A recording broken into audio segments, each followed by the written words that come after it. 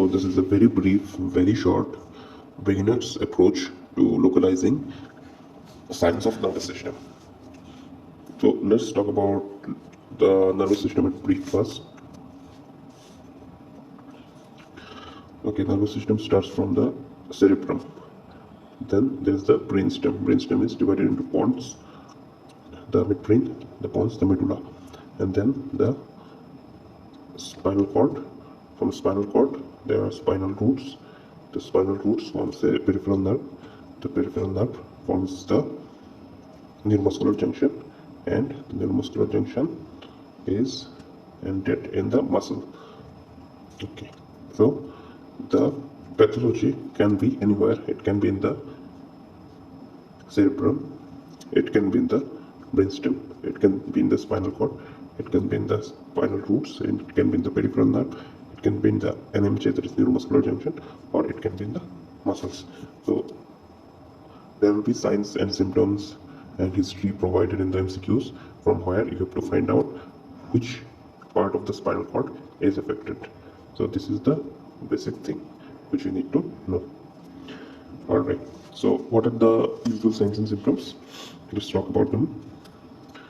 Let me erase this first because we need this space. So cerebrum, we will find abnormal mental status or cognitive impairment. We will find seizures. We will find unilateral weakness and sensory abnormalities, including hand and limbs. Remember, unilateral, and it will include head and limbs, and it may include sensory abnormalities too. And weakness will also be there. So remember about this weakness. We'll talk about it later.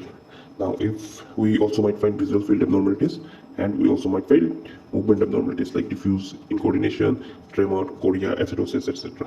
Now, if the lesion is in brainstem, so there will be isolated cranial nerve abnormalities. Why? Because most of the cranial nerves are in the brainstem, that is either in midbrain, or they may be in the pons, or they may be in the medulla. So cranial nerve 1 and 2 are in the cerebrum, and all other are in the brainstem. So we might find isolated cranial nerve abnormalities, and we also may find crossed weakness, like crossed hemiplegia or something like that, and sensory abnormalities of head and limb. So we will find sensory abnormalities of head and limb. In contrast to spinal cord lesion, there will be weakness and sensory abnormalities sparing the head.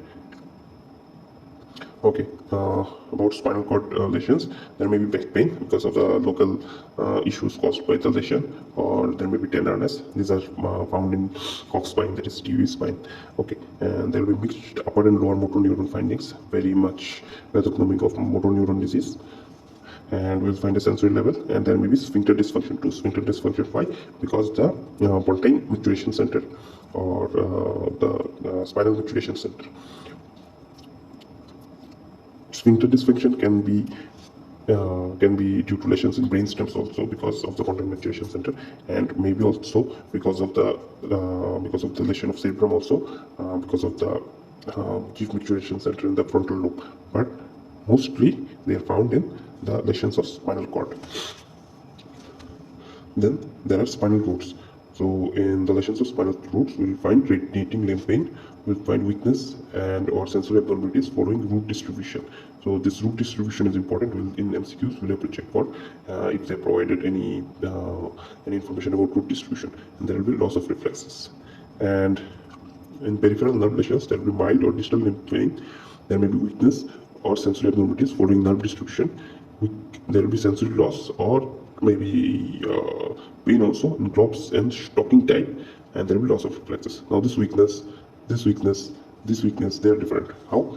The weakness in case of brainstem or cerebrum or spinal cord lesions are of upper motor neuron type. So what are the upper motor neuron type of weakness? There will be spasticity, there will be weakness of extensors more than flexors in the upper extremity, and flexors more than extensors in the lower extremity, and there will be hyperreflexia. And the weakness of spinal roots and peripheral nerve, they are lower motor neuron pattern, like they will have flaccidity and hyperreflexia. In case of neuromuscular junction, we will see bilateral weakness. This is very important. Bilateral weakness of face, maybe of also proximal limbs. We will see diplopia, ptosis, dysphagia. there may be increasing weakness with exertion, and the history may be like that in the evening time or in the night time there is increased weakness. In neuromuscular junction lesions, sensations are invariably spared. This is important. Sensations will be spared. Same in muscle, sensations are spared, but and here also there is bilateral weakness, but this may be proximal or distal. So this is all. Thank you very much for seeing this video.